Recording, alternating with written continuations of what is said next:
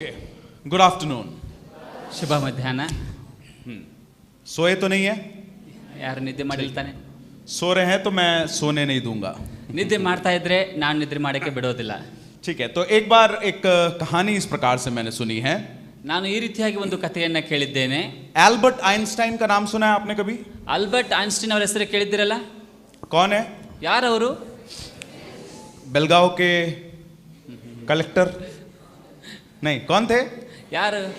Scientist है ना, वैज्ञानिक थे। हाँ, ಅವರೊಬ್ಬರು ವಿಜ್ಞಾನಿಯಾಗಿದ್ದರು. और संसार के सबसे बड़े ज्ञानी लोगों में जाने जाते थे। ಲೋಕದಲ್ಲಿರುವಂತ ಅತಿ ಶ್ರೇಷ್ಠವಾದ ಜ್ಞಾನಿಗಳಲ್ಲಿ ಒಬ್ಬರೆನಿಸಲ್ಪಟ್ಟಿದ್ದಾರೆ. तो एक बार ऐसा हुआ कि एल्बर्ट आइंस्टाइन एक फ्लाइट में बैठे हुए हैं ಈ ರೀತಿಯಾಗಿ ಒಂದು ದಿನ ಅವರ ಜೀವಿತದಲ್ಲಿ ಘಟನೆ ಆಯಿತು. ಅವರು ಫ್ಲೈಟ್ ನಲ್ಲಿ ಹೋಗುವಾಗ और वो इंतजारी में थे कि उनकी बाजू वाली सीट में कोई आकर बैठे ताकि वो उनसे बातचीत करे। ಅವರಿಗೆ ಒಂದು ಎದುರು ನೋಡ್ತಾ ಇದ್ರು, ಯಾರಾದರೂ ಪಕ್ಕದಲ್ಲಿರುವಂತಹ ವ್ಯಕ್ತಿ ಬಂದು ಕೂತ್ಕೋತಾರೆ, ನಾನು ಅವ್ರ ಜೊತೆ ಮಾತನಾಡಬಹುದು ಎಂಬುದಾಗಿ. और कुछ देर की इंतजारी के बाद कोई आकर उनके बाजू में बैठा ಸ್ವಲ್ಪ ಸಮಯದ ನಂತರ ಅಲ್ಲಿ ಒಬ್ಬ ವ್ಯಕ್ತಿ ಬಂದು ಕುಳಿತುಕೊಳ್ಳುತ್ತಾನೆ. और एल्बर्ट आइंस्टाइन बड़े खुश हो गए, चलो बातचीत करने के लिए कोई मिल गया। ಆಲ್ಬರ್ಟ್ ಐನ್ಸ್ಟೈನ್ ಅವರು ತುಂಬಾ ಖುಷಿಯಾಗುತ್ತಾರೆ, ಮಾತನಾಡಲಿಕ್ಕೆ ಒಬ್ಬ ವ್ಯಕ್ತಿ ಸಿಕ್ಕಾಯಿತು ಎಂಬುದಾಗಿ. उनसे उनका नाम पूछा आप कहां से है? ಅವರೊಂದಿಗೆ ಮಾತನಾಡುತ್ತಾ ನಿಮ್ಮ ಹೆಸರೇನು, ನೀವು ಎಲ್ಲಿಂದ ಎಂಬುದಾಗಿ ಕೇಳತೊಡಗಿದರು. तो इस व्यक्ति ने बोला मैं इंडिया से हूं। ಆ ವ್ಯಕ್ತಿ ಹೇಳ್ತಾನೆ ನಾನು ಭಾರತ ದೇಶದವನೆಂಬುದಾಗಿ. ये सुनकर एल्बर्ट आइंस्टाइन बहुत खुश हो गया, ಇದನ್ನ ಕೇಳಿ ಆಲ್ಬರ್ಟ್ ಐನ್ಸ್ಟೈನ್ಗೆ ತುಂಬಾ ಸಂತೋಷವಾಯಿತು. क्योंकि एल्बर्ट आइंस्टाइन ने सुना था कि भारत के लोग बड़े बुद्धिमान होते हैं करके। ಯಾಕೆಂದ್ರೆ ಆಲ್ಬರ್ಟ್ ಐನ್ಸ್ಟೈನ್ ಅವರು ಈ ರೀತಿಯಾಗಿ ಕೇಳಲ್ಪಟ್ಟಿದ್ದಾರೆ, ಭಾರತ ದೇಶದ ಜನರು ಬಹಳ ಬುದ್ಧಿವಂತರಾಗಿದ್ದಾರೆ ಎಂಬುದಾಗಿ. तो आइंस्टाइन ने सोचा अरे वाह, अच्छा समय कटेगा, कुछ बुद्धिमानी की बातें हो पाएंगी। ಆ ಐನ್ಸ್ಟೈನ್ ಅವರು ಈ ರೀತಿಯಾಗಿ ಆಲೋಚಿಸುತ್ತಾರೆ, ಒಳ್ಳೆಯ ವ್ಯಕ್ತಿ, ಒಳ್ಳೆಯ ಸಂಗತಿ ಆಯಿತು, ಇಂತಹ ವ್ಯಕ್ತಿಯೊಟ್ಟಿಗೆ ಸಮಯ ಕಳೆದು ಒಳ್ಳೆಯ ಸಂಗತಿ ಎಂಬುದಾಗಿ ಯೋಚಿಸುತ್ತಾರೆ. तो कुछ देर की बातचीत हुई और फ्लाइट उड़ान भरा। ಸ್ವಲ್ಪ ಸಮಯ ಮಾತುಕತೆ ಆಯಿತು, ಹಾಗೆ ಏರೋಪ್ಲೇನ್ ಮೇಲಕ್ಕೆ ಹೋಗಿತು. और जैसी फ्लाइट उड़ान भरा, आइंस्टाइन ने बाजू वाले व्यक्ति से बोला, ಆ ಯಾವ ರೀತಿಯಾಗಿ ಏರೋಪ್ಲೇನ್ ಮೇಲಕ್ಕೆ ಏರಿ ಹೋಯಿತು, ಆ ಕ್ಷಣವೇ ಐನ್ಸ್ಟೈನ್ ಅವರು ಪಕ್ಕದಲ್ಲಿದ್ದ ವ್ಯಕ್ತಿಗೆ ಈ ರೀತಿಯಾಗಿ ಹೇಳ್ತಾರೆ, क्यों ना हम एक खेल खेले? ಯಾಕೆ ನಾವು ಒಂದು ಆಟವನ್ನ ಆಡಬಾರದು? इस पर भारतीय परेशान हो गया, बोला यार आकाश के बीच में उड़ रहे हैं, कौन सा खेल खेलेंगे? ಆ ಭಾರತ ದೇಶ ವ್ಯಕ್ತಿಯು ಆ ಒಂದು ಆಶ್ಚರ್ಯ ಪಡಬಹುದು, ಈ ರೀತಿಯಾಗಿ ಆಕಾಶದ ಮಧ್ಯದಲ್ಲಿ ನಾವಿದ್ದೇವೆ, ಯಾವ ಆಟವನ್ನು ಆಡಬಹುದು ಎಂಬುದಾಗಿ. तो आइंस्टाइन ने बड़ा सिंपल सा गेम है, ಐನ್ಸ್ಟೈನ್ ಅವರು ಹೇಳ್ತಾರೆ ಬಹಳ ಸರಳವಾದಂತಹ ಆಟ ಎಂಬುದಾಗಿ. मैं आपसे कुछ सवाल पूछूंगा, ನಾನು ನಿನಗೆ ಕೆಲವು ಪ್ರಶ್ನೆಗಳನ್ನು ಕೇಳುತ್ತೇನೆ, उसका जवाब आपको देना है। ಅವುಗಳ ಪ್ರಶ್ನೆಗೆ ಉತ್ತರ ಕೊಡಬೇಕು. फिर आप मुझसे कुछ पूछेंगे, ನೀವು ನನಗೆ ಕೆಲವು ಪ್ರಶ್ನೆಗಳನ್ನು ಕೇಳಬೇಕು, उसका जवाब मुझे देना है। ಅದರ ಉತ್ತರವನ್ನು ನಾನು ಕೊಡಬೇಕಾಗುತ್ತದೆ. यदि आप मुझे नहीं जवाब दे पाए ಒಂದು ವೇಳೆ ನೀವು ಉತ್ತರ ಕೊಡದೆ ಹೋದರೆ तो आप मुझको 50 रुपया देंगे। ನೀವು ನನಗೆ 50 ರೂಪಾಯಿ ಕೊಡಬೇಕು. यदि मैं आपको जवाब नहीं दे पाया ನಾನು ನಿಮಗೆ ಉತ್ತರವನ್ನು ಕೊಡದೆ ಹೋದರೆ तो मैं आपको 500 रुपए दूंगा। ನಾನು ನಿಮಗೆ 500 ರೂಪಾಯಿ ಕೊಡುವೆನು. तो भारतीय सोचने लगा यार ये तो अच्छा गणित है। ಭಾರತ ದೇಶದವನು ತುಂಬಾ ಸಂತೋಷವಾಗಿ, ಒಳ್ಳೇದಾಯ್ತಲ್ಲ, ಇದು ಒಳ್ಳೇದಾಗಿ ಹಣ ಸಂಪಾದನೆ ಆಗ್ತದೆ ಎಂಬುದು ಯೋಚನೆ ಮಾಡ್ತಾನೆ. माना कि आइंस्टाइन इतना बड़ा वैज्ञानिक है, लेकिन कम से कम एक सवाल तो मैं पूछ ही सकता हूं जो शायद आइंस्टाइन को नहीं मालूम हो। ಈ ರೀತಿಯಾಗಿ ತೆಗೆದುಕೊಳ್ಳೋಣ, ಐನ್ಸ್ಟೈನ್ ಒಬ್ಬ ದೊಡ್ಡ ಜ್ಞಾನಿ ಆಗಿದ್ದರೂ ಕೂಡ ಒಂದು ಚಿಕ್ಕ ಪ್ರಶ್ನೆಯನ್ನಾದ್ರೂ ನಾನು ಕೇಳಿ ಅವರನ್ನು ಸಂಪಾದಿಸಬಹುದು ಎಂಬುದಾಗಿ. तो उसने एक और बार कंफर्म किया, ಮತ್ತೊಂದು ಸಾರಿ ಆತನ ಕನ್ಫರ್ಮ್ ಮಾಡ್ಕೊಳ್ತಾನೆ, पक्का है ना, मुझे सिर्फ 85 रुपए देना है ನನಗೆ ಕೇವಲ 50 ರೂಪಾಯಿ ಮಾತ್ರ ಕೊಡಬೇಕಾಗುತ್ತದಲ್ಲ ಎಂಬುದಾಗಿ ಖಚಿತಪಡಿಸಿಕೊಳ್ತಾನೆ. और आप जवाब नहीं दे पाए तो आप मेरे को 500 देंगे। ಒಂದು ವೇಳೆ ನೀವು ಉತ್ತರ ಕೊಡೋದಕ್ಕೆ ಆಗದೆ ಹೋದರೆ 500 ರೂಪಾಯಿ ನೀವು ನಮಗೆ ಕೊಡ್ತೀರಲ್ಲ? तो आइंस्टाइन ने बोला बिल्कुल पक्का है। ಅವಾಗ ಐನ್ಸ್ಟೈನ್ ಹೇಳ್ತಾನೆ, ಹೌದು, ಖಂಡಿತವಾಗಿ ಕೊಡ್ತೇನೆ. आइंस्टाइन ने बोला चलो मेरा पहला सवाल, ಐನ್ಸ್ಟೈನ್ ಅವರು ಹೇಳ್ತಾರೆ, ನನ್ನ ಒಂದು ಮೊದಲನೇ ಪ್ರಶ್ನೆ, धरती से सूर्य की दूरी कितनी है? ಭೂಮಿಯಿಂದ ಸೂರ್ಯನಿಗೆ ಎಷ್ಟು ಅಂತರವಿದೆ? अब इस पर भारतीय थोड़ा देर सोचने लगा, ಭಾರತ ದೇಶದವನು ತುಂಬಾ ಆಲೋಚನೆ ಮಾಡ್ಲಿಕ್ಕೆ ತೊಡಗಿದನು. बोला मैं साइंस में पढ़ा तो जरूर था, लेकिन मेरे को एग्जैक्ट वो नंबर्स याद नहीं आ रहा। ನಾನು ವಿಜ್ಞಾನದಲ್ಲಿ ಅಭ್ಯಾಸ ಮಾಡಿದ್ದೇನೆ, ಆದ್ರೆ ಸರಿಯಾದ ಅಂಕೆ ಸಂಖ್ಯೆಗಳು ನೆನಪಿಗೆ ಬರ್ತಿಲ್ಲ. ये लो 50 रुपए। ಆದ್ರೆ 50 ರೂಪಾಯಿ ತಗೋ. अब इसकी बारी थी, ಆತನ ಪ್ರಶ್ನೆ ಕೇಳುವ ಸಮಯ ಬಂತು. इसने अपना सवाल पूछा, ಆತನು ಆ ವ್ಯಕ್ತಿ ಪ್ರಶ್ನೆ ಕೇಳ್ತಾನೆ, दुनिया में वो कौन सी वस्तु है जो 2 टांग पे ऊपर जाती है और 3 टांग पे वापस आती है? ಭೂಮಿಯ ಮೇಲೆ ಯಾವ ಒಂದು ವಸ್ತುವಿದೆ 2 ಕಾಲಿನಿಂದ ಮೇಲಕ್ಕೆ ಹೋಗುತ್ತದೆ, 3 ಕಾಲಿನಿಂದ ಕೆಳಗೆ ಬರುತ್ತದೆ? आइंस्टाइन सोचने लग गया, क्या क्या सवाल है ये? ಐನ್ಸ್ಟೈನ್ಗೆ ಆಲೋಚನೆ ಮಾಡ್ತಾರೆ, ಯಾವ ಪ್ರಶ್ನೆ, ಎಂತಹ ಪ್ರಶ್ನೆ ಇದು? 2 टांग पे ऊपर जाती है लेकिन वापस आती है तो 3 टांग हो जाती है। 2 ಕಾಲಿನಿಂದ ಮೇಲಕ್ಕೆ ಹೋಗುತ್ತದೆ, ಕೆಳಗೆ ಬರಬೇಕಾದ್ರೆ 3 ಕಾಲಿನಿಂದ ಬರಲಿಕ್ಕೆ ಸಾಧ್ಯ, ಅದೆಂತದ ಪ್ರಶ್ನೆ ಎಂಬುದಾಗಿ आइंस्टाइन सोचने लगा, बहुत दिमाग लगाया, ಐನ್ಸ್ಟೀನ್ ಆಲೋಚನೆ ಮಾಡತೊಡಗಿದನು, ಬಹಳ ಬುದ್ಧಿಯನ್ನು ಉಪಯೋಗಿಸತೊಡಗಿದನು. और अंत में परेशान होकर 500 का नोट निकाला और बोला ले भाई रख ले, मुझे नहीं मालूम. ಆ ಕೊನೆಯದಾಗಿ 500 ರೂಪಾಯಿ ನೋಟನ್ನು ಅವನ ಪಾಕೆಟ್ ನಲ್ಲಿ ಇಟ್ಟು ನನಗೆ ಗೊತ್ತಿಲ್ಲ ಆನ್ಸರ್ ಎಂಬುದಾಗಿ ಹೇಳಿಬಿಟ್ಟನು. इस पर भारतीय ने 500 रुपए लिए, जेब में रखा और बैठ गया. ಆ 500 ರೂಪಾಯಿ ಹಣವನ್ನು ಆ ವ್ಯಕ್ತಿಯು ಭಾರತ ದೇಶದ ತನ್ನ ಪಾಕೆಟ್ ನಲ್ಲಿ ಇಟ್ಟುಕೊಂಡು ಸುಮ್ಮನೆ ಕೂತನು. तो थोड़ी देर आइंस्टाइन ने उसकी तरफ देखा, ಸ್ವಲ್ಪ ಸಮಯದ ನಂತರ ಆತನನ್ನ ಐನ್ಸ್ಟೀನ್ ಅವರು ನೋಡಿದರು. फिर बोला भाई जवाब तो बता दो. ಆದರೆ ಉತ್ತರವನ್ನಾದರೂ ಹೇಳು ಬ್ರದರ್ ಸಹೋದರ ಎಂಬುದಾಗಿ ಕೇಳಿದರು. तो ये भारतीय ने अपने जेब से 50 रुपए निकाले, बोले ये तो आपका सवाल है, लीजिए मुझे भी नहीं मालूम. ಕೊನೆಗೆ 50 ರೂಪಾಯಿಯನ್ನು ತೆಗೆದು ಅವನಿಗೆ ಕೊಟ್ಟು ಇದು ನೀವೇ ಉತ್ತರ ಕೊಡಬೇಕು, ನನಗೂ ಕೂಡ ಉತ್ತರ ಗೊತ್ತಿಲ್ಲ ಎಂಬುದಾಗಿ ಹೇಳಿಬಿಟ್ರು. तो हम लोग भारतीय लोग बातों में फंसाने में बहुत अच्छे हैं. ನಾವು ಭಾರತೀಯರು ಮಾತಿನಲ್ಲಿ ಸಿಗಿಸುವುದರಲ್ಲಿ ತುಂಬಾ ನಿಪುಣರಾಗಿದ್ದೇವೆ. हम बातों में लोगों को फंसा देते हैं. ನಾವು ಮಾತಿನಲ್ಲಿ ಜನರನ್ನ ಒಳ್ಳೆತನದಿಂದ ಅವರನ್ನ ಹಿಡಿತಾಕುತ್ತೇವೆ. और आज शाम के वक्त हम इस बातचीत में कुछ बातों को देखने की कोशिश करेंगे. ಈ ಒಂದು ಸಾಯಂಕಾಲ ಸಮಯದಲ್ಲಿ ಮಾತಿನ ವಿಷಯವಾಗಿ ಕೆಲವೊಂದು ಮಾತುಕತೆಗಳನ್ನು ನಾವು ಮಾಡಲಿಕ್ಕಿದ್ದೇವೆ. आज सुबह के वक्त जब हम उस नए मनुष्यत्व के विषय में सीख रहे थे, ಈ ಬೆಳಗಿನ ಜಾವ ಸಮಯದಲ್ಲಿ ಒಬ್ಬ ನೂತನ ಸ್ವಭಾವ ವ್ಯಕ್ತಿಯ ಕುರಿತಾಗಿ ಕಲಿತಾ ಇದ್ದೆವು. परमेश्वर की इच्छा हमारे जीवन से ये है कि हम उस नए मनुष्यत्व में एक नए तरीके से बातचीत करने वाले बन जाए. ಈ ಒಂದು ಕರ್ತನ ಚಿತ್ತವೇನಾಗಿದೆ ಎಂದರೆ ಈ ನೂತನ ಸ್ವಭಾವವುಳ್ಳಂತ ಈ ವ್ಯಕ್ತಿಯು ತನ್ನ ನೂತನ ಸ್ವಭಾವದೊಂದಿಗೆ ನೂತನವಾದ ಮಾತಿನ ಶೈಲಿಯೊಂದಿಗೆ ಜೀವಿಸಬೇಕೆಂಬುದಾಗಿ ದೇವರ ಚಿತ್ತವಾಗಿದೆ. वो नए मनुष्यत्व का गुण जो परमेश्वर की समानता में है, वो हमारी बोलचाल की भाषा में नजर आने पाए. ಈ ಒಂದು ನೂತನ ಸ್ವಭಾವವು ನಮ್ಮ ಮಾತುಕತೆಯ ಮೂಲಕವಾಗಿ ದೇವರ ಸ್ವರೂಪವಾಗಿರುವಂತಹ ಈ ಸ್ವರೂಪತೆ ಮಾತಿನ ರೂಪದಲ್ಲಿ ವ್ಯಕ್ತವಾಗಬೇಕಾಗಿದೆ. परंतु समस्या कहां पर है? ಆದರೆ ಸಮಸ್ಯೆ ಎಲ್ಲಿದೆ?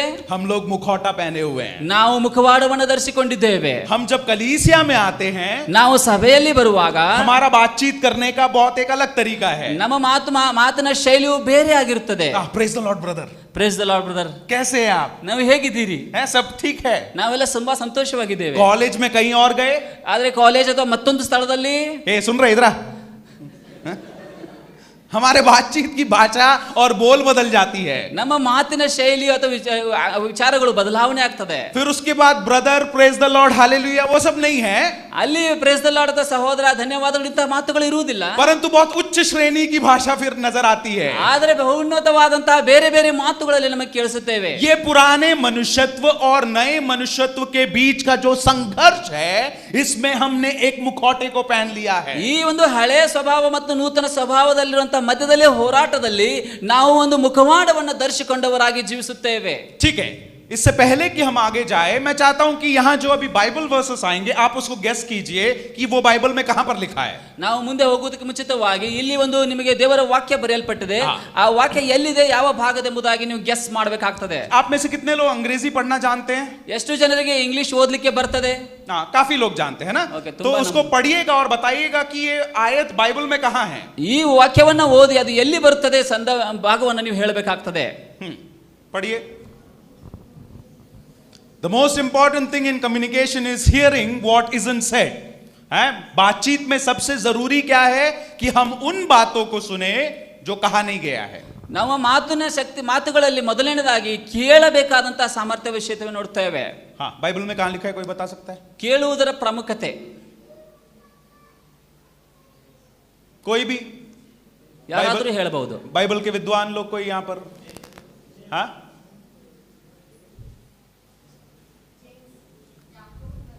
जेम्स 1:19. अच्छा चलिए दूसरा तब तक देखते हैं, अंत में सब एक साथ बताएंगे. ಎರಡನೇದಾಗಿ ನೋಡಿಕೊಳ್ಳೋಣ. हाँ, communicate unto the other person that which you would want him to communicate unto you if your positions were reversed. लोगों से उस प्रकार से बातचीत करे जैसा तुम उनसे सुनना चाहते हो. ये ನೀವು ಜನರೊಟ್ಟಿಗೆ ಯಾವ ರೀತಿಯಾಗಿ ವರ್ತಿಸಲಿಕ್ಕೆ ಮಾತನಾಡಿಸಲಿಕ್ಕೆ ಬಯಸುತ್ತೀರೋ ಅದೇ ರೀತಿಯಾಗಿ ನೀವು ಕೂಡ ಅವರೊಟ್ಟಿಗೆ ಮಾತನಾಡಿರಿ. हाँ, ये कहां लिखा है? फर्स्ट तक ही सुनाई दिया, उसके आगे नहीं मालूम चला. हाँ, ये बाइबल में कहां है मालूम है किसी को? ಎಲ್ಲಿ ಬರೆಯಲ್ಪಟ್ಟಿದೆ ವಾಕ್ಯ ಭಾಗ? Matthew, mark, look. एक और बोलूंगा तो सुसमाचार समाप्त हो जाएगा, फिर पत्रियां शुरू करना पड़ेगा. ठीक है, एक और देखेंगे. ಮೂರನೇದಾಗಿ, communication sometimes is not what you first hear. Listen not just to the words but listen for the reason. जो लोग बोल रहे हैं केवल उसको ना सुने, उनके कारणों को सुनकर पहचानने की कोशिश करें. ಒಂದು ನಿಜವಾದಂತಹ ಒಂದು ಸಂವಹನ ಅಂದರೆ ಒಬ್ಬ ವ್ಯಕ್ತಿ ಮಾತನಾಡುವಾಗ ಆತನ ಮಾತುಗಳನ್ನು ಮಾತ್ರವೇ ಕೇಳದೆ ಆ ಮಾತಿನ ಹಿಂದಿರುವಂತಹ ಕಾರಣಗಳು, ಯಾವ ಉದ್ದೇಶಗಳನ್ನು ಇಟ್ಟುಕೊಂಡು ಮಾತನಾಡ್ತಾ ಇದ್ದಾನೆ ಅದನ್ನ ತಿಳ್ಕೊಳ್ಳುವುದು ಮುಖ್ಯವಾಗಿದೆ. हाँ, किसी को कोई अंदाजा कौन से किताब में होगा? चलो एग्जैक्ट वर्स मत बताओ, कौन से किताब में होगा? ಯಾವ ಪುಸ್ತಕದಲ್ಲಿ ಈ ವಾಕ್ಯ ಸಿಗಬಹುದು ನಮಗೆ? केरल में होता है ना guess the Bible verse competition Sunday school में. किसी को मालूम है? ಯಾವ ಅಧ್ಯಾಯದಲ್ಲಿ, ಯಾವ ಪುಸ್ತಕದಲ್ಲಿ ನಮಗೆ ಸಿಗಬಹುದು? एक और देख लेते जल्दी. ನಾಲ್ಕನೇದಾಗಿ, If anyone replies with a stone, respond to him with a rock. कोई अगर पत्थर से जवाब दे, नहीं कंकड़ से जवाब दे, तो उसको क्या करना? ಪತ್ಥರ್ से ಜವಾಬ್ ದೇನಾ. ಯಾರಾದರೂ ನಿಮ್ಮನ್ನು ಹೊಡೆಯುವುದಕ್ಕಾಗಿ ಅಥವಾ ಒಂದು ಸಣ್ಣ ಕಲ್ಲಿನಿಂದ ಉತ್ತರ ಕೊಡುವುದಾದರೆ ನೀವು ಪ್ರತ್ಯುತ್ತರವಾಗಿ ದೊಡ್ಡ ಕಲ್ಲನ್ನೇ ಅದರ ಮೇಲೆ ಹಾಕಿರಿ. हाँ, ये कहाँ लिखा है? मैथ्यू 4. और कोई? ಮತ್ತೆ ಯಾರಾದರೂ? और कोई?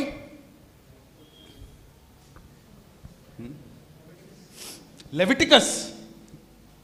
अयो, इसमें से कोई भी बात बाइबल में नहीं लिखी है. ಇದರಲ್ಲಿ ಬರೆದಂತೆ ಯಾವ ಮಾತುಗಳು ಬೈಬಲ್ನಲ್ಲಿ ಇಲ್ಲ. लेकिन ये सब सुनने में अच्छा लगता है ना. ಇದೆಲ್ಲ ಕೇಳೋದ್ರಲ್ಲಿ ತುಂಬಾ ಸುಂದರ ಅನಿಸ್ತದಲ್ಲ. हम लोग की समस्या यही है. ನಮ್ಮ ಸಮಸ್ಯೆ ಇದಾಗಿದೆ. एक बार एक जवान भाई ने मुझसे आके पूछा, भैया ये जो बोला गया है ना, cleanliness is next to godliness, ये बाइबल में कहाँ लिखा है? ಒಬ್ಬ ಸಹೋದರರು ಬಂದು ಸಹೋದರಿಗೆ ಈ ರೀತಿಯಾಗಿ ಕೇಳ್ತಾರೆ, ಬ್ರದರ್ ಈ ರೀತಿಯಾಗಿ ಸ್ವಚ್ಛತೆ ಎಂಬುದು ದೇವರ ಒಂದು ಹೋಲಿಕೆಗೆ ಎಲ್ಲಿ ಬರೆಯಲ್ಪಟ್ಟಿದೆ ಬೈಬಲ್ದಲ್ಲಿ ಎಂಬುದಾಗಿ. हम लोगों की सोच क्या है? ನಮ್ಮ ಒಂದು ಆಲೋಚನೆ ಏನಾಗಿದೆ? जो भी बातें हमको सोशल मीडिया में नजर आती है, ನಮಗೆ ಆ ಒಂದು ಸಮೂಹಗಳ ಮಾಧ್ಯಮದಲ್ಲಿ ಸಿಗುವಂತ ಎಲ್ಲ ಮಾತುಗಳು ಕೂಡ, जो बातें अच्छी सुनाई देती है, ನಮ್ಮ ಕಿವಿಗೆ ಇಂಪಾಗಿ ಕಾಣಿಸುವಂತ ಕೇಳಿಸುವಂತ ಎಲ್ಲ ಮಾತುಗಳು, वो सब तो सही है, ಅವೆಲ್ಲವೂ ಸರಿಯಾಗಿದೆ, उसको मान लेना चाहिए. ಅದನ್ನೆಲ್ಲ ಒಪ್ಪಿಕೊಳ್ಳಬೇಕು. बाइबल में प्रभु यीशु मसीह ने कभी बोला क्या कि कोई तुम्हें कंकड़ से जवाब दे तो पत्थर उठा के मारना बोल के? ಬೈಬಲ್ದಲ್ಲಿ ಎಲ್ಲಾದರೂ ಯೇಸು ಸ್ವಾಮಿ ಹೇಳಿದ್ದುಂಟೆ, ನಿಮಗೆ ಯಾರಾದರೂ ಸಣ್ಣ ಕಲ್ಲು ಹೊಡೆದರೆ ನೀವು ದೊಡ್ಡ ಕಲ್ಲಿನಿಂದ ಅವರನ್ನು ಹೊಡಿ ಎಂಬುದಾಗಿ? समस्या कहां पर है? ಸಮಸ್ಯೆ ಎಲ್ಲಿದೆ? हमारे जीवनों में हम इससे प्रभावित हो चुके हैं. ನಮ್ಮ ಜೀವಿತಗಳಲ್ಲಿ ಇಂತಹ ಸಂಗತಿಗಳಿಗೆ ಪ್ರಭಾವಕ್ಕೆ ಒಳಗಾಗಿದ್ದೇವೆ. Influence of social media in our speech. ನಮ್ಮ ಮಾತಿನಲ್ಲಿ ಸಮೂಹ ಮಾಧ್ಯಮಗಳ ಒಂದು ಪ್ರಭಾವವಿದೆ. हम थोड़ी देर पहले सोशल मीडिया के विषय में सुन रहे थे ना. ಈ ಕೆಲವು ಕ್ಷಣಗಳ ಹಿಂದೆ ನಾವು ಸಮೂಹ ಮಾಧ್ಯಮಗಳ ಕುರಿತಾಗಿ ಕೇಳ್ತಾ ಇದ್ದೇವಲ್ಲ. जो बातें हमको व्हाट्सएप में फॉरवर्ड होकर आती है, ಯಾವ ಒಂದು ವಿಷಯವು ನಮಗೆ ವಾಟ್ಸ್ಆಪ್ ನಲ್ಲಿ ಬರುತ್ತದೆ, जिन बातों को हम फेसबुक में एज अ पोस्ट देखते हैं, ಯಾವ ಮಾತುಗಳನ್ನ ಸಂಗತಿಗಳನ್ನು ನಾವು ಫೇಸ್ಬುಕ್ ಅಲ್ಲಿ ನೋಡ್ತೇವೋ, जो हमारे दोस्त हमको भेज कर देते हैं, ನಮ್ಮ ಸಹೋದರ ನಮಗೆ ಕಳುಹಿಸುತ್ತಾ ಇರುತ್ತಾನೋ, हम सुबह उठ के पढ़ते हैं और अरे वाह कितना अच्छा विचार है, ನಾವು ಬೆಳಗ್ಗೆ ಎದ್ದ ತಕ್ಷಣ ನೋಡ್ತೇವೆ, ಓ ಎಷ್ಟು ಒಳ್ಳೆ ಸಂಗತಿ ಆಗಿದೆಯಲ್ಲ ಇದು. Thought for the day, thought ಒಂದು ದಿವಸಕ್ಕೆ ಒಂದು ಶುಭ ಸಂದೇಶ. if someone replies with a stone, respond to him with a rock. ಯಾರಾದರೂ ಚಿಕ್ಕ ಕಲ್ಲಿನಿಂದ ನಿಮ್ಮನ್ನು ಹೊಡೆದರೆ ನೀವು ದೊಡ್ಡ ಕಲ್ಲಿನಿಂದ ಅವರಿಗೆ ಹೊಡೆಯಿರಿ. हाँ, ये है सोशल मीडिया का इन्फ्लुएंस. ಈ ರೀತಿಯಾಗಿ ಸಮೂಹ ಮಾಧ್ಯಮಗಳು ನಮ್ಮ ಮೇಲೆ ಪ್ರಭಾವ ಬೀರುತ್ತಿವೆ. हमारी बातचीत में इस सोशल मीडिया का इन्फ्लुएंस आ चुका है. ನಮ್ಮ ಮಾತುಕತೆಗಳಲ್ಲಿ ಸಮೂಹ ಮಾಧ್ಯಮಗಳ ಒಂದು ಪ್ರಭಾವ ಹೆಚ್ಚಾಗ್ತಾ ಇದೆ. जो बातें परमेश्वर का वचन हमको नहीं सिखाती है, हमने उसको सच मान के अपनी बोलचाल की भाषा में ले आया है. ಯಾವ ಮಾತುಗಳನ್ನು ದೇವರ ವಾಕ್ಯದಲ್ಲಿ ಬರೆಯಲ್ಪಟ್ಟು ಒಪ್ಪಿಕೊಳ್ಳುವುದಿಲ್ಲ ಅಂತ ಎಲ್ಲ ಸಂಗತಿಗಳನ್ನು ಸಮೂಹ ಮಾಧ್ಯಮ ನಮ್ಮ ಮೇಲೆ ಹೇರುವಾಗ ಅದೆಲ್ಲವೂ ಸರಿಯಾಗಿದೆ ಎಂಬುದಾಗಿ ನಾವು ಸ್ವೀಕರಿಸುತ್ತೇವೆ. दूसरा कारण, ಈ ಎರಡನೇ ಕಾರಣ, there is an influence of popular philosophy. ನಮ್ಮ ಮೇಲೆ ಪ್ರಭಾವ ಬೀರುತ್ತಿರುವಂತಹ ಸಂಗತಿ ಏನಂದ್ರೆ ತತ್ವಶಾಸ್ತ್ರ. हाँ, आजकल सब लोग फिलॉसफी बोलते हैं. ಎಲ್ಲರೂ ಸರಳವಾಗಿ ಹೇಳ್ತಾರೆ ತತ್ವಜ್ಞಾನ, ತತ್ವಶಾಸ್ತ್ರ ಇದು. बड़े बड़े विचारधारा के लोग ದೊಡ್ಡ ದೊಡ್ಡ ವಿಚಾರವನ್ನು ಮಾಡುತ್ತಾರೆ, ಪಂಡಿತರು ಹೇಳ್ತಾರೆ. मुझे नहीं मालूम यहाँ कैसा है, पर आप बैंगलोर बॉम्बे वगैरह में चले जाए, किसी ऑटो वाले के साथ बैठ जाए, ऑटो वाले से बड़ा फिलोसोफर आपको नहीं मिलेगा.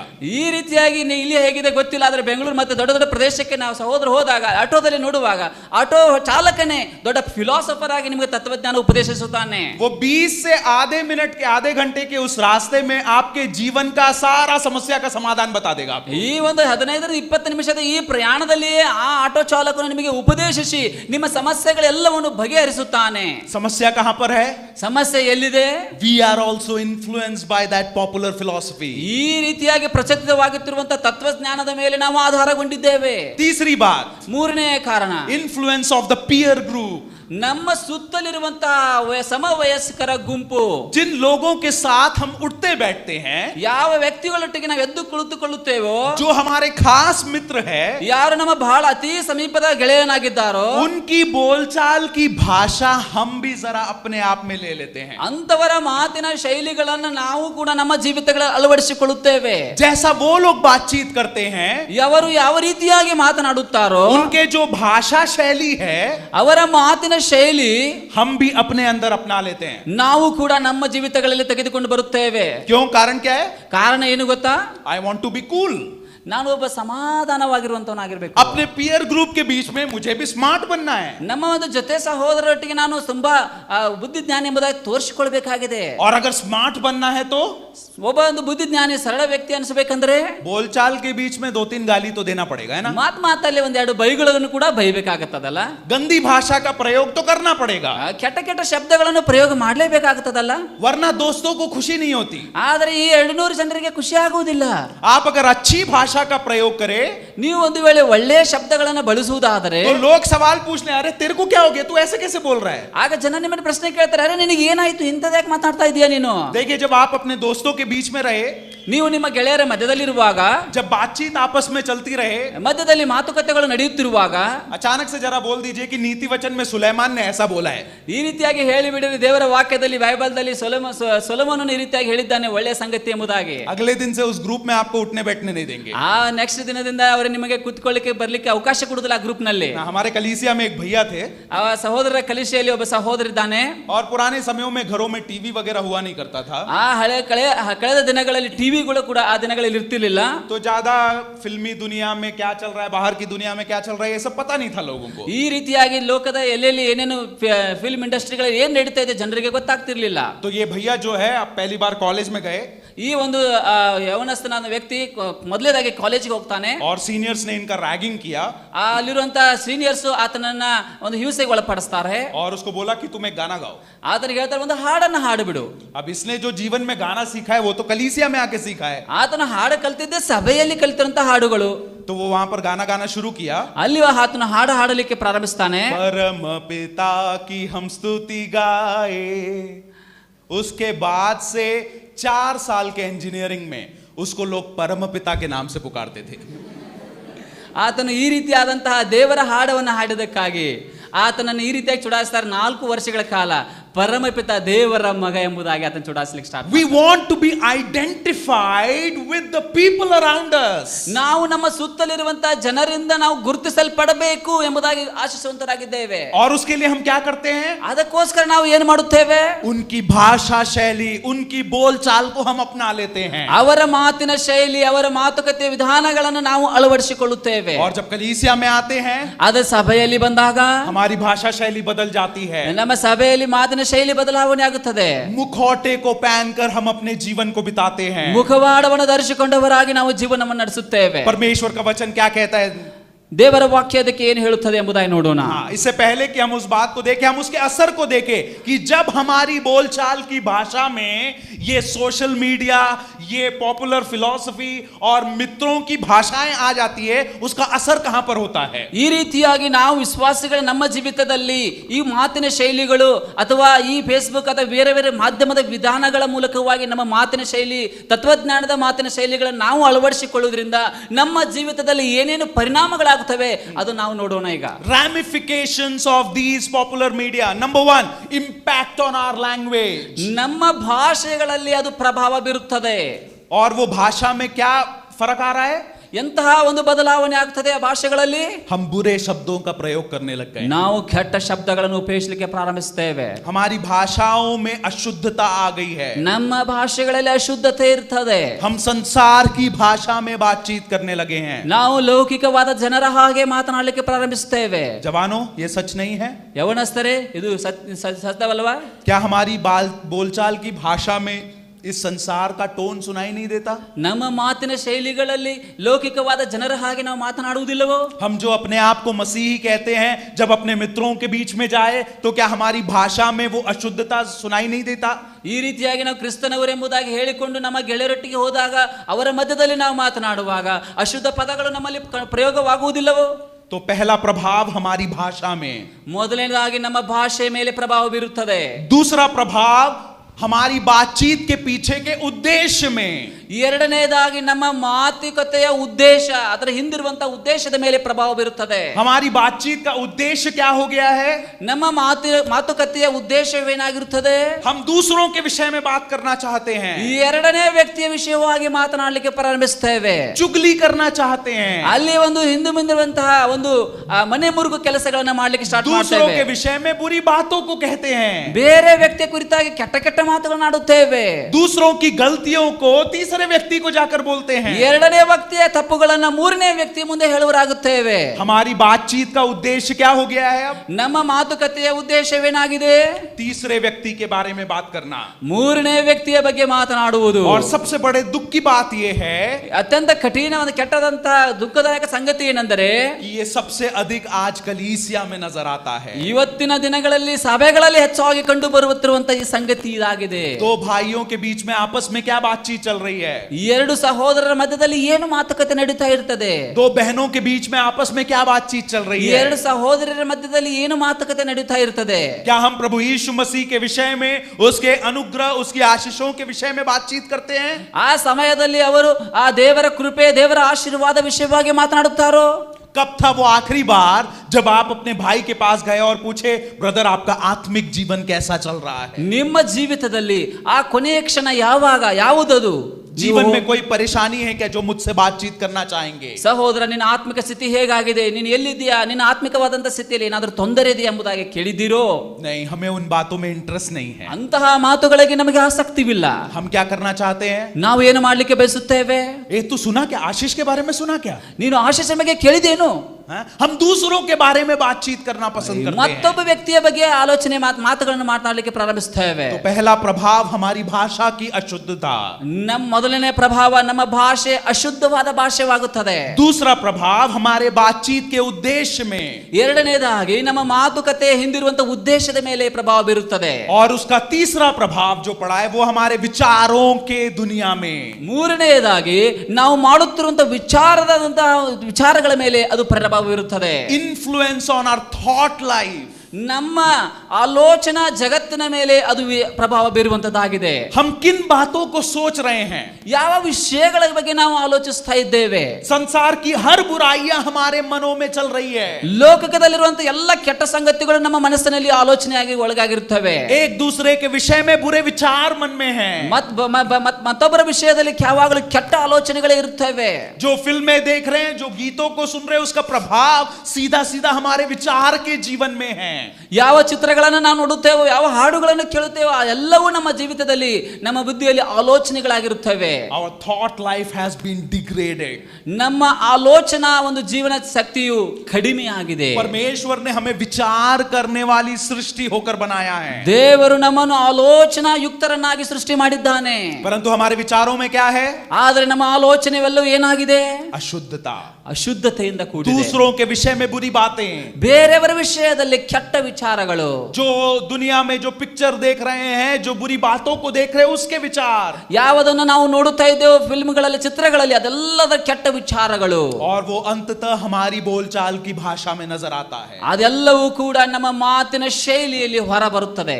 एक बात को अपने जीवन में जरूर समझे, ನಿಮ್ಮ ಜೀವಿತದಲ್ಲಿ ಒಂದು ಸಂಗತಿಯನ್ನ ಅರ್ಥ ಮಾಡಿಕೊಳ್ಳಿರಿ. यदि आपकी भाषा में अशुद्धता है, ನಿಮ್ಮ ಭಾಷೆಗಳಲ್ಲಿ ಅಶುದ್ಧತೆ ಇದ್ದರೆ उसका पहला कारण यह है कि आपके विचारों में अशुद्धता है. ಇದು ಮೊದಲನೆಯ ಕಾರಣವೇನೆಂದರೆ ನಿಮ್ಮ ಆಲೋಚನೆ ಅಶುದ್ಧವಾಗಿದೆ. If your thought life is degraded, your communication will also be degraded. ನಿಮ್ಮ ಆಲೋಚನೆ ಶಕ್ತಿಯು ಕುಂದಿ ಹೋಗಿ ಕೆಟ್ಟು ಹೋಗಿದ್ದರೆ ನಿಮ್ಮ ವಿಚಾರಗಳು ಕೂಡ ಕೆಟ್ಟು ಹೋಗುವಂತದ್ದಾಗಿದೆ. तो 3 क्षेत्रों को हमने देखा. 3 ಕ್ಷೇತ್ರಗಳನ್ನು ನಾವು ನೋಡಿದ್ದೇವೆ. Impact on language, ನಮ್ಮ ಒಂದು ಭಾಷಾ ಶೈಲಿಯ ಮೇಲೆ ಪ್ರಭಾವ, intention of conversation, ನಮ್ಮ ಮಾತುಕತೆಯ ಉದ್ದೇಶ, influence on thought life. ನಮ್ಮ ಒಂದು ಆಲೋಚನಾ ಜೀವನ ಶಕ್ತಿ ಮೇಲೆ ಮೇಲೆ. अब देखिए परमेश्वर का वचन इसके विषय में क्या कहता है. ಹಾಗೆ ದೇವರ ವಾಕ್ಯ ಈ ವಿಷಯ ಕುರಿತಾಗಿ ಏನು ಹೇಳುತ್ತದೆ ಎಂಬುದನ್ನು ನೋಡೋಣ. What is the resolution? ಅದಕ್ಕೋಸ್ಕರವಾಗಿ ದೃಢ ಸಂಕಲ್ಪವೇನು? परमेश्वर का वचन इसके लिए हमको सॉल्यूशंस को देता है. ದೇವರ ವಾಕ್ಯ ಇದಕ್ಕೆ ನಮಗೆ ಪರಿಹಾರವನ್ನು ಕೊಡುವಂತದ್ದಾಗಿದೆ. Impact on language. ಭಾಷೆಗಳಲ್ಲಿ ಪ್ರಭಾವ. सबसे पहली बात कुलुसियों की पत्री 4 अध्याय उसकी 6वीं आयत में पौलुस कहता है. ಕೊಲೊಸ್ಸರ ಪತ್ರಿಕೆ 4ನೇ ಅಧ್ಯಾಯ 6ನೇ ವಾಕ್ಯವನ್ನು ಓದಿಕೊಳ್ಳೋಣ. हाँ, क्या कहता है आपकी बाइबलों में? जिसको भी मिले जल्दी से निकाले. कुलुसियों की पत्री 4 अध्याय उसकी 6वीं आयत. Colossians 4:6. जिसको मिले जोर से पढ़ ले. ನಿಮ್ಮ ಸಂಭಾಷಣೆಯು ಯಾವಾಗಲೂ ಇಂಪಾಗಿಯೂ ರಸವತ್ತಾಗಿಯೂ ಇರಲಿ. हाँ, तुम्हारी भाषा कैसी होनी चाहिए? ನಿಮ್ಮ ಮಾತಿನ ಶೈಲಿ ಸಂಭಾಷಣೆ ಹೇಗಿರಬೇಕು? With grace and seasoned with salt. ನಿಮ್ಮ ಭಾಷೆಯು ರಸವತ್ತಾಗಿಯೂ ಇಂಪಾಗಿಯೂ ಇರಬೇಕು. जब लोग तुम्हारी भाषा को सुने, ಜನರು ನಿಮ್ಮ ಮಾತುಗಳನ್ನು ಸಂಭಾಷಣೆಯನ್ನು ಕೇಳುವಾಗ उसमें से अनुग्रह मिलना चाहिए. ಅವರಿಗೆ ಒಂದು ಇಂಪಾದ ಮಾತುಗಳು ಕೇಳಿಸಿ ಬರಬೇಕು. समय नहीं है इसलिए मैं जल्दी जल्दी आगे बढ़ूंगा. ಸಮಯದ ಅಭಾವ ಕಾರಣ ಮುಂದೆ ಹೋಗ್ತಾ ಇದ್ದೇನೆ. दूसरी बात, ಎರಡನೇ ಸಂಗತಿ, हम नीति वचन उसके 15वें अध्याय उसकी पहली आयत में देखते हैं. ಜ್ಞಾನೋಕ್ತಿಗಳ 15 ವಾಕ್ಯವನ್ನು ಓದಿಕೊಳ್ಳೋಣ. नीति वचन में वो कहता है कि a soft answer turns away the wrath.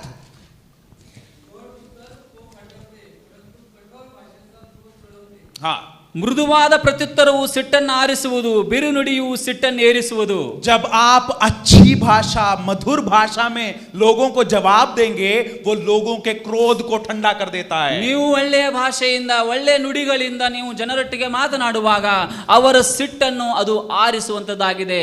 Popular philosophy में क्या देखा था हमने? ಆದ್ರೆ ಪ್ರಚಲಿತವಾದಂತಹ ತತ್ವಜ್ಞಾನದಲ್ಲಿ ನಾವು ಏನನ್ನು ನೋಡಿದೆವು? कोई कंकड़ से जवाब दे तो ಯಾರಾದರೂ ನಿಮಗೆ ಹಳ್ಳನ್ನು ಎಸೆದರೆ पत्थर मारना करके. ಕಲ್ಲನ್ನು ಹಾಕು.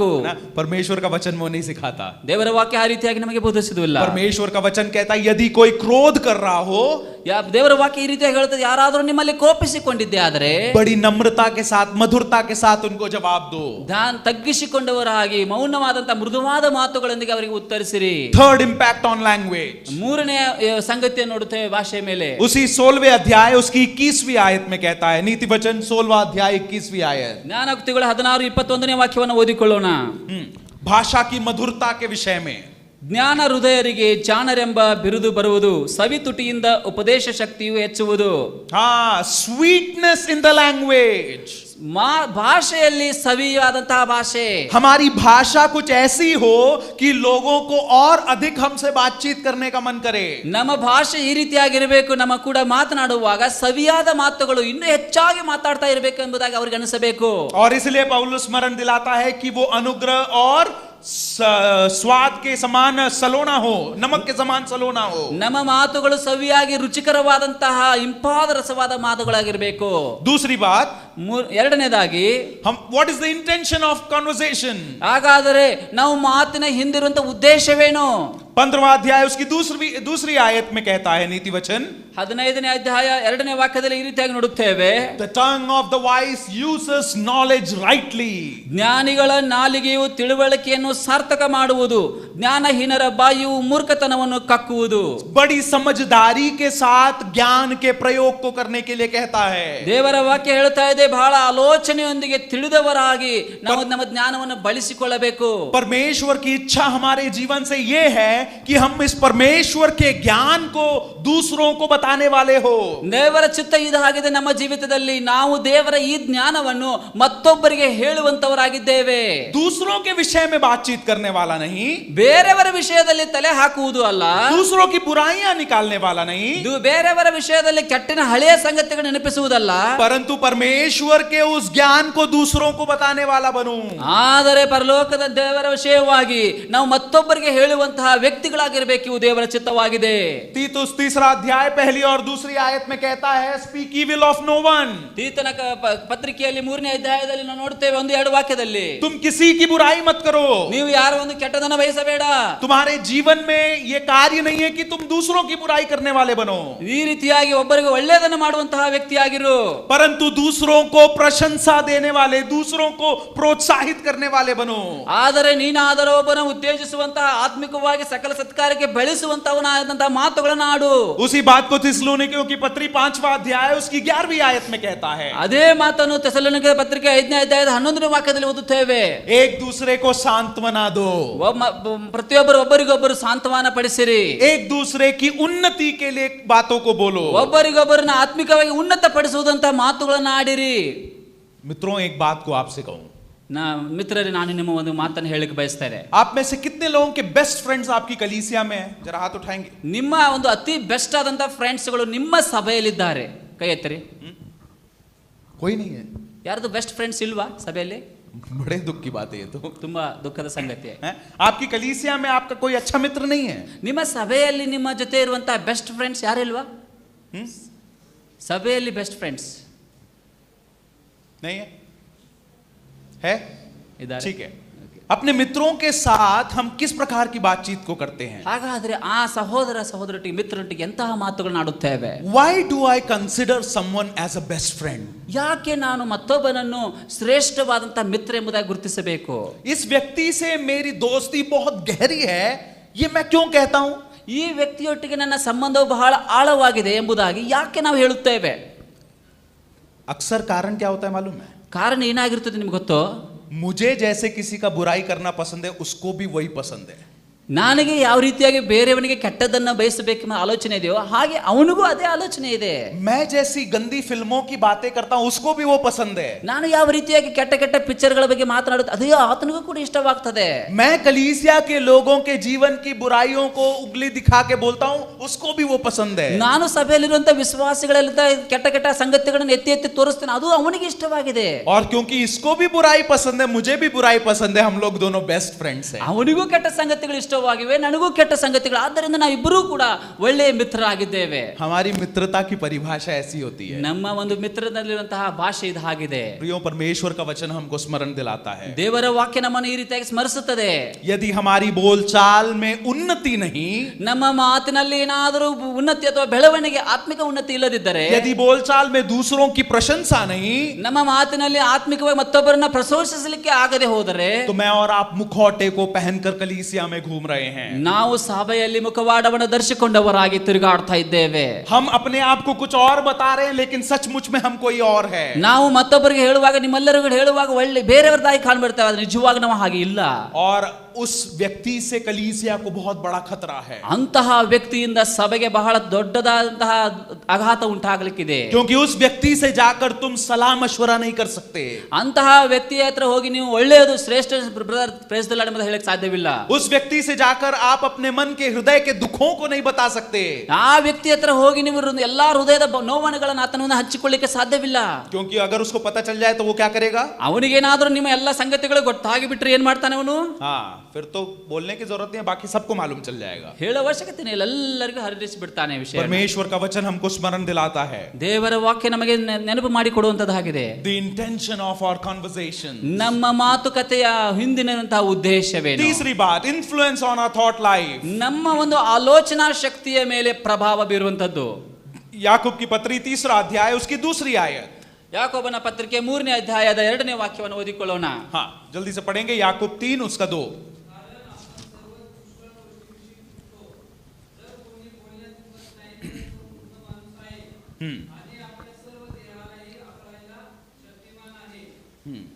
सही शब्द पूरे शरीर को बचा लेती है. ಸರಿಯಾದಂತಹ ಶಬ್ದಗಳು ಪೂರ್ಣ ಶರೀರವನ್ನೇ ರಕ್ಷಿಸುವಂತದ್ದಾಗಿದೆ.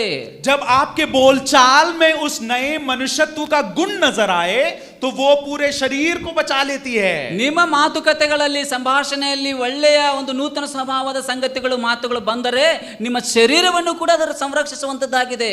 दूसरी बात, ಎರಡನೇದಾಗಿ नीति वचन 10वां अध्याय उसकी 11वीं आयत में कहता है, ಜ್ಞಾನೋಕ್ತಿಗಳು 10:11 ರೀತಿಯಾಗಿ ಓದುತ್ತೇವೆ, the mouth of the righteous is a fountain of life.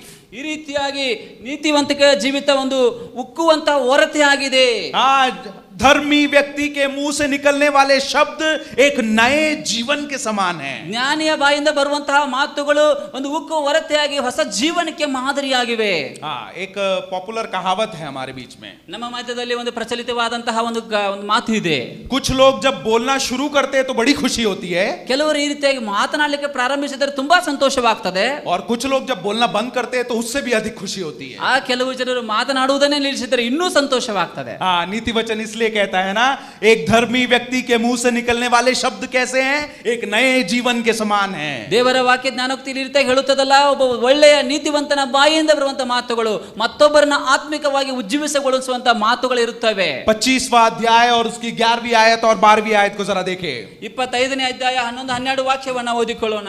Like apples of gold in settings of silver is a word spoken in the right circumstance. ಬೆಳ್ಳಿಯ ನಕಾಸೆಯಲ್ಲಿ ಖಚಿತವಾದ ಬಂಗಾರದ ಹಣ್ಣುಗಳಿಗೆ ಸಮಾನ, ಕೇಳುವ ಕಿವಿಗೆ ಮುಟ್ಟುವ ಬುದ್ಧಿವಾದಗಳು ಹೊನ್ನಿಗೆ ಮುರುವಿಗೆ ಅಪರಂಜಿಯ ಅಭರಣಕ್ಕೂ ಸಮಾನ. देखिए इलस्ट्रेशन क्या इस्तेमाल किया गया है, ಎಂತಹ ಉದಾಹರಣೆಯನ್ನು ಮಾತಿಗೆ ಹೋಲಿಸಲ್ಪಟ್ಟಿದೆ ಇಲ್ಲಿ. और उस सेब के समान कहा गया है जो कि सोने का बना हो। ಇಲ್ಲಿ ಬರೆಯಲ್ಪಟ್ಟಂತಹ ಅಪರಂಜಿಯ ಆಭರಣ ಎಂಬುದಾಗಿ ಹೇಳಲ್ಪಟ್ಟಿದೆ, ಬಂಗಾರದ ಹಣ್ಣುಗೆ ಸಮಾನ ಎಂಬುದಾಗಿ ಹೇಳಲ್ಪಟ್ಟಿದೆ. और वो कैसे प्लेट में दिया गया है? ಅದು ಎಂತಹ ಪಾತ್ರೆಯಲ್ಲಿ ಕೊಡಲ್ಪಟ್ಟಿದೆ? चांदी के प्लेट में। ಬೆಳ್ಳಿಯ ನಕಾಶೆಯಲ್ಲಿ ಖಚಿತವಾದಂತಹ ಪಾತ್ರೆಯಲ್ಲಿ. मिला है क्या कभी? ಅಂತದೆಂದಾದ್ರೂ ಸಿಕ್ಕಿದೆಯಾ ನಿಮಗೆ? चांदी के प्लेट में सोने का एप्पल कोई लाके दिया है? ಯಾರಾದ್ರೂ ನಿಮಗೆ ಬೆಳ್ಳಿಯ ಒಂದು ತಟ್ಟೆಯಲ್ಲಿ ಬಂಗಾರದ ಹಣ್ಣನ್ನು ಕೊಟ್ಟಿದ್ದಾರೆ, ಸೇಬು ಹಣ್ಣನ್ನ? नीति वचन लिखने वाला कहता है, ಜ್ಞಾನೋಕ್ತಿ ಬರೆಯುವಂತವನು ಹೇಳುತ್ತಾನೆ, एक धर्मी के मुंह से निकले हुए शब्द वैसे होते हैं। ಒಬ್ಬ ನೀತಿವಂತನ ಜ್ಞಾನಿಯ ಬಾಯಿಂದ ಬರುವಂತ ಮಾತುಗಳು ಅದೇ ರೀತಿಯಾಗಿವೆ. अगली बार किसी को अपनी कलीसिया में अपने आसपास परेशान देखे, ನಿಮ್ಮ ಸಭೆಯಲ್ಲಿ ಮತ್ತು ಮುಂದಿನ ದಿನಗಳಲ್ಲಿ ಯಾರಾದರೂ ಒಬ್ಬರು ನೋವಿನಲ್ಲಿ ಕಷ್ಟದಲ್ಲಿ ನಿಮಗೆ ಕಂಡು ಬಂದರೆ उनसे इस बात को कहे, ಅವರಿಗೆ ಈ ಮಾತುಗಳನ್ನ ಹೇಳ್ರಿ. Let me give you apples of gold in silver plate. ನಾನು ನಿನಗೆ ಬೆಳ್ಳಿಯ ತಟ್ಟೆಯಲ್ಲಿ ಬಂಗಾರದ ಸೇಬವನ್ನು ಕೊಡ್ತೇನೆ, मेरे साथ थोड़ा समय बिताओ, ನನ್ನ ಜೊತೆ ಸಮಯ ಕಳೆ. मैं स्वर्ण उस एप्पल्स को आपको उस चांदी के प्लेट में दूंगा। ಬಂಗಾರದ ಹಣ್ಣುವಂತಹ ಹಣ್ಣುಗಳನ್ನು ನಿನಗೆ ಬೆಳ್ಳಿಯ ತಟ್ಟೆಯಲ್ಲಿ ಹಾಕಿ ಕೊಡ್ತೇನೆ. कैसे हो पाएगा? ಹೇಗೆ ಅನಿಸಬಹುದು? ಆಗ सही शब्दों के द्वारा, ಸಹಿಯಾದಂತಹ ಸರಿಯಾದ ಮಾತುಗಳ ಮೂಲಕವಾಗಿ. परमेश्वर का वचन हमको स्मरण दिलाता है, ದೇವರ ವಾಕ್ಯ ನಮಗೆ ನೆನಪಿಗೆ ತಂದು ಕೊಡುತ್ತದೆ. you have to unmask your speech. ನೀವು ನಿಮ್ಮ ಮಾತಿನಲ್ಲಿರುವಂತಹ ಮುಖವಾಡವನ್ನು ತೆಗೆದು ಹಾಕಿ ಬಿಡಬೇಕಾಗಿದೆ. उस मुखौटे को जो मैं और आप अपनी भाषा में बोलचाल में लेकर घूम रहे हैं, ನಾವು ಈ ನಮ್ಮ ಸಂಭಾಷಣೆಗಳಲ್ಲಿ ಯಾವ ಮುಖವಾಡವನ್ನು ಧರಿಸಿಕೊಂಡು ಜೀವಿಸ್ತಾ ಇದ್ದೇವೋ हमें उसको निकालने की जरूरत है। ಅದನ್ನ ನಾವು ತೆಗೆದು ಹಾಕಿ ಬಿಡಬೇಕಾಗಿದೆ. ये संघर्ष जो पुराने मनुष्यत्व और नए मनुष्यत्व के बीच में है, इसमें मैंने एक मुखौटे को पहन रखा है। ಈ ಹಳೆಯ ಸ್ವಭಾವ ಮತ್ತು ನೂತನ ಸ್ವಭಾವದ ಮಧ್ಯದಲ್ಲಿರುವಂತ ಈ ಹೋರಾಟದಲ್ಲಿ ನಾನು ಒಂದು ಮುಖವಾಡವನ್ನು ಧರಿಸಿಕೊಂಡಿದ್ದೇನೋ, और उसका असर मेरी भाषा में, ಅದರ ಪ್ರಭಾವ ಒಂದು ಭಾಷೆಯ ಮೇಲೆ, मेरे विचारों में, ನನ್ನ ಆಲೋಚನೆಗಳ ಮೇಲೆ, मेरे बातचीत के पीछे के उद्देश्य ನನ್ನ में, ಮಾತಿನ ಹೊಂದಿರುವಂತ ಉದ್ದೇಶಗಳ ಮೇಲೆ, मेरे जीवन के चारों ओर वो नजर आ रहा है। ನನ್ನ ಜೀವಿತದ ಸುತ್ತಲೆಲ್ಲವೂ ಕೂಡ ಕಂಡು ಬರ್ತಿದೆ. प्रिय भाई और बहनों, ಪ್ರಿಯ ಸಹೋದರ ಸಹೋದರಿಯರೇ, मुझे और आपको इस मुखौटे को हटाना होगा। ನಮಗೆಲ್ಲರಿಗೂ ಈ ಒಂದು ಮುಖವಾಡವನ್ನು ತೆಗೆದು ಹಾಕಿ ಬಿಡಬೇಕಾಗಿದೆ. हमारे शब्दों में वो मधुरता लानी होगी। ನಮ್ಮ ಮಾತುಗಳಲ್ಲಿ, ನಮ್ಮ ಶಬ್ದಗಳಲ್ಲಿ ಒಂದು ಮಧುರತೆ, ಇಂಪಾವನ್ನು ತರಬೇಕಾಗಿದೆ. हमारे शब्दों में उस अनुग्रह को हमें लाना होगा। ನಮ್ಮ ಮಾತಿನ ಶಬ್ದಗಳಲ್ಲಿ ರಸವತ್ತನ್ನು ತರಬೇಕಾಗಿದೆ. दूसरों की उन्नति के लिए, दूसरों के प्रोत्साहन के लिए हमारे शब्दों का प्रयोग हमें करना है। ಬೇರೆಯವರ ಆತ್ಮಿಕವಾದಂತಹ ಉನ್ನತಿಗೋಸ್ಕರವಾಗಿ ನಮ್ಮ ಶಬ್ದಗಳನ್ನು ಬಳಸಬೇಕಾಗಿದೆ. परमेश्वर हमारी सहायता करे, ದೇವರು ನಮಗೆ ಸಹಾಯ ಮಾಡಲಿ. हमारी भाषा में उस शुद्धता को हम ले आए। ನಾವು ನಮ್ಮ ಭಾಷೆಗಳಲ್ಲಿ ಶುದ್ಧತೆಯನ್ನು ತರುವುದರ. ठीक है, और इसलिए एक होमवर्क है। अब ನಾನು ನಿಮಗೆ ಒಂದು ಮನೆ ಕೆಲಸವನ್ನ ಕೊಡುತ್ತೇನೆ. अगली बार यहाँ जितने लोग बैठे हुए हैं, आप लोग अगर कहीं रास्ते में मिले, ನೀವು ಈ ರೀತಿಯಾಗಿ ಇಲ್ಲಿ ಸೇರಿದಂತ ಎಲ್ಲರೂ ಯಾರಾದರೂ ಮಧ್ಯ ರಾಸ್ತೆಯಲ್ಲಿ ನನಗೆ ಸಿಕ್ಕರೆ, आप में से कई लोग शायद एक ही कलीसिया के भी लोग हैं, ನೀವು ಒಂದೇ ಸಭೆಯವರ ವಿಶ್ವಾಸಿಗಳು ಕೂಡ ಆಗಿರಬಹುದು. किसी की भाषा में कुछ गलत सुनाई दे, ಯಾರ್ದಾದ್ರೂ ಭಾಷೆಯಲ್ಲಿ ಒಂದು ಕೆಟ್ಟ ಶಬ್ದಗಳು ಕಂಡು ಬಂದರೆ उसको धीरे से जाकर बोल देना, भाई मुखौटा उतार दे। ಅವರಿಗೆ ಹೋಗಿ ಹೇಳಿಬಿಡ್ರಿ, ಸಮೀಪಕ್ಕೆ ಹೋಗಿ, ಸಹೋದರನೇ ಮುಖವಾಡ ತೆಗೆದು ಬಿಡು ಬೇಗನೆ, Unmask yourself. ನೀ ನನ್ನ ಮುಖವಾಡವನ್ನು ತೆಗೆದು ಹಾಕು. हमारी भाषा में उस शुद्धता को हम ले आए। ನಮ್ಮ ಭಾಷೆಯಲ್ಲಿ ಆ ಶುದ್ಧತೆಯನ್ನು ತರುವರಾಗಿರೋಣ. हमारा समय समाप्त हो चुका है, इसलिए हम यहाँ पर समाप्त करेंगे. ಸಮಯ ಮುಕ್ತಾಯವಾದ ಕಾರಣ ಮುಕ್ತಾಯಗೊಳಿಸುತ್ತೇವೆ. अपनी बोलचाल के जीवन को जरा ध्यान दे. ನಿಮ್ಮ ಮಾತಿನ ಸಂಭಾಷಣೆ ವಿಷಯದಲ್ಲಿ ಆಲೋಚಿಸಿರಿ. परमेश्वर चाहता है कि हमारी इस बोलचाल की भाषा में हम प्रभु यीशु मसीह को दिखाने वाले हो. ದೇವರ ಚಿತ್ತವೇನಾಗಿದೆ ಅಂದರೆ ಈ ಒಂದು ಭಾಷೆಯಲ್ಲಿ ಸಂಭಾಷಣೆಯ ಮಾತುಗಳಿಂದ ದೇವರಿಗೆ ನಾವು ಘನಪಡಿಸಲಿಕ್ಕಿದ್ದೇವೆ. वो मधुरता और अनुग्रह हमारे जीवन में नजर आए. ಆ ಒಂದು ನಮ್ಮ ಮಾತಿನಗಳಲ್ಲಿ ಸಂಭಾಷಣೆಯಲ್ಲಿ ರಸವತ್ತು ಇಂಪಾಗಿ ಕಂಡು ಬರಬೇಕಾಗಿದೆ.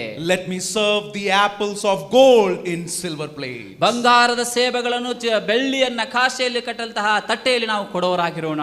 अपनी आंखों को बंद करेंगे. ನಾವೆಲ್ಲರೂ ನಮ್ಮ ತಲೆಗಳನ್ನು ಬಾಗಿಸಿಕೊಂಡು स्वर्गीय पिता, हम आपके चरणों पर आते हैं. ಪರಲೋಕದ ತಂದೆ, ನಿನ್ನ ಸನ್ನಿಧಾನಕ್ಕೆ ಬರುತ್ತೇವೆ. हाँ प्रभु, हम मानते हैं कि हमारी शब्दों में, हमारी भाषा में हम मुखौटे को पहनकर घूम रहे हैं. ನಾವು ಒಪ್ಪಿಕೊಳ್ಳುತ್ತೇವೆ, ಸಮಯದಲ್ಲಿ ನಮ್ಮ ಭಾಷೆಗಳಲ್ಲಿ ಸಂಭಾಷಣೆಯಲ್ಲಿ ಮುಖವಾಡ ಧರಿಸಿಕೊಂಡಿದ್ದೇವೆ. कई बार हमने ऐसे शब्दों का प्रयोग किया है जो हमारे भाई बहनों के लिए दुख का कारण बना. ನಾವು ನಮ್ಮ ಮಾತುಗಳಲ್ಲಿ ಈ ರೀತಿಯಾಗಿ ಮತ್ತೊಬ್ಬರಿಗೆ ದುಃಖಪಡಿಸುವಂತಹ ಮಾತುಗಳನ್ನು ಆಡಿದ್ದೇವೆ. हमारी भाषा उन्नति की नहीं है. ನಮ್ಮ ಭಾಷೆಯು ಆತ್ಮೀಯ ಉನ್ನತಿಗೆ ಇಲ್ಲ. हमारी भाषा प्रोत्साहन की नहीं है. ನಮ್ಮ ಭಾಷೆಯಲ್ಲಿ ಆ ಪ್ರೋತ್ಸಾಹಕರ ಮಾತುಗಳು ಇಲ್ಲ. आज शाम के वक्त अपनी बोलचाल को हम आपके हाथों में समर्पित करते ಈ हैं. ಸಾಯಂಕಾಲ ಸಮಯದಲ್ಲಿ ನಮ್ಮ ಮಾತಿನ ಸಂಭಾಷಣೆ ಶೈಲಿಯನ್ನು ನಿನ್ನ ಹಸ್ತಕ್ಕೆ ಒಪ್ಪಿಸಿಕೊಡುತ್ತೇವೆ. आप अनुग्रह दे कि हमारी भाषा में वो मधुरता को हम ला सके. ನಮ್ಮ ಜೀವಿತದಲ್ಲಿ ಕೃಪೆಯನ್ನು ಅನುಗ್ರಹಿಸು ಕರ್ತನೆ. ನಾವು ನಮ್ಮ ಜೀವಿತದ ಮಾತುಗಳು ಇಂಪಾಗಿ ರಸವತ್ತವಾಗಿರುವಂತೆ, और दूसरों के आत्मिक उत्थान के लिए हमारी बातचीत हो सके. ನಮ್ಮ ಮಾತುಗಳ ಮೂಲಕವಾಗಿ ಬೇರೆಯವರ ಆತ್ಮಿಕ ಉನ್ನತಿಗೋಸ್ಕರವಾಗಿರುವಂತೆ. यहाँ बैठे हर एक भाई बहनों पर आपका अनुग्रह हो. ಇಲ್ಲಿ ಸೇರಿದಂತ ಪ್ರತಿಯೊಬ್ಬ ಸಹೋದರ ಸಹೋದರಿಯರ ಮೇಲೆ ನಿನ್ನ ಅನುಗ್ರಹವಿರಲಿ. प्रभु यीशु मसीह के नाम में मांगते हैं. ಕರ್ತನಾದ ಯೇಸು ಕ್ರಿಸ್ತನ ಹೆಸರಿನಲ್ಲಿ ಬೇಡುತ್ತೇವೆ. ಆಮೆನ್. ಆಮೆನ್.